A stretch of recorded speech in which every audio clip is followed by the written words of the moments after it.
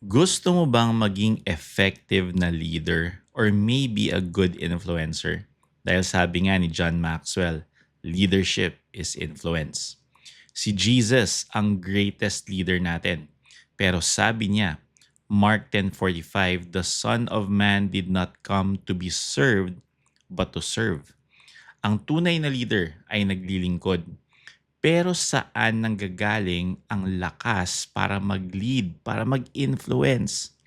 John 7:37 to 38 ang sabi, if anyone thirsts, let him come to me and drink, and out of his belly will flow rivers of living water. Ito ang unang step. Come and drink.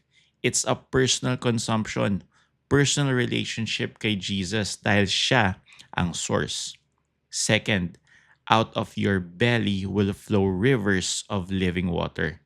Merong overflow to be a blessing for others. Kaya kung walang laman sa loob or depleted ka, walang maibibigay or masishare sa iba. John 15:5 ang sabi, abide in me and you will bear much fruit. Good leaders are not just skilled, they are connected kay Jesus.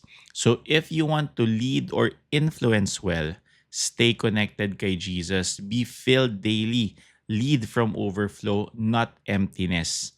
Believe in Jesus, my friend. Siya ang source ng lahat ng kailangan mo to be a good leader and influencer. Like, share, subscribe, and comment this. I lead from overflow. Blessed to be a blessing.